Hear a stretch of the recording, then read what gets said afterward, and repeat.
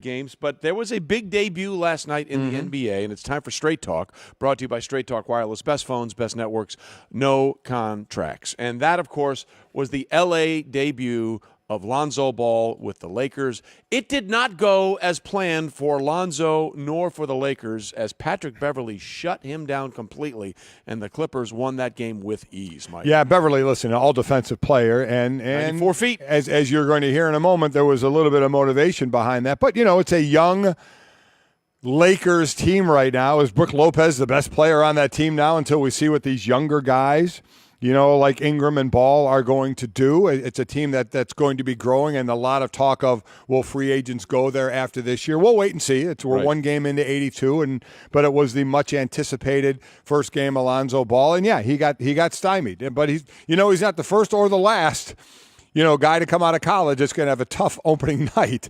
I like him as a player. I think he's going to get better, but I did think it was interesting after the game with Patrick Beverley and kind of the route he took. Yeah, just so you look at the numbers for Lonzo Ball. In 29 minutes, he was 1 of 6 from the floor, 0 of 2 from the line. He only had 3 points.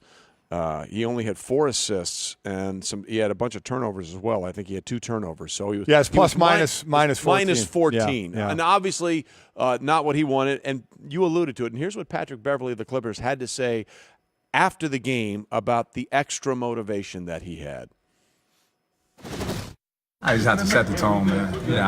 I told him out the game, man, due to all the riffraff his dad brings, that he's gonna get a lot of people coming at him. He has to be ready for that, and I let him know after the game. But what a better way to start with Mr. 94 feet guarding tonight. Man, how much do you embrace you? I'm not done. Welcome to the little young NBA.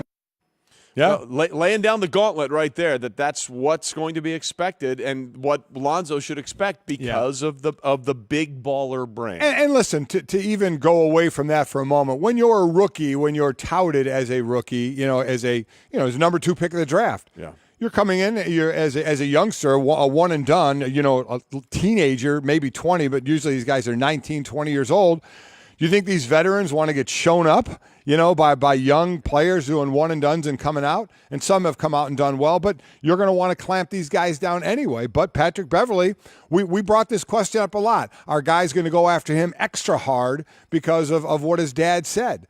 And Patrick Beverley went up and told him, listen, the next 5 guards he plays against, Eric Bledsoe, Drew Holiday, John Wall, Kyle Lowry, and Ricky Rubio. Bledsoe averaged 2 steals a game. Holiday and Lowry ranked among the top 4 point guards in defensive real plus minus.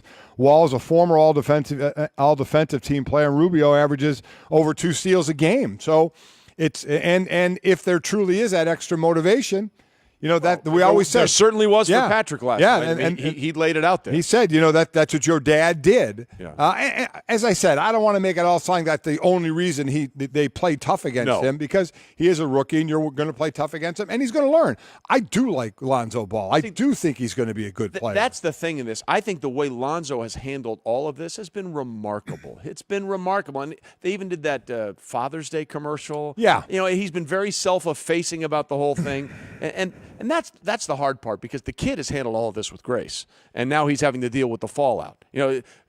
Other people that I used would always say, "Don't make me put out someone else's fire." Right. And that's sort of the situation that Lonzo finds. He's having to put out a fire that has really nothing to do with him. I mean, Schlereth's line, Mark Schlereth, our old buddy here, used to always say, I have to cash a check you wrote. Yeah. Don't be writing checks that I got to cash, and Lonzo has to cash that check, and of course his dad spoke after the game. We're not playing it. I mean, you can go ahead and find that somewhere else. It was an embarrassment. It sounded ridiculous. So we're not even wasting our time with that. How do you feel about that? It's just ridiculous. I wasn't clear, so I just wanted to make sure. My gosh, Yeah, but again, that's the reality for Lonzo Ball. That's exactly what it's going to be like. All that being said, I do think he's going to be a good player. Just the way he has vision of the court, and once he gets some games under his belt, I look forward to seeing what he does and that team does with some young players. So we'll see. All right.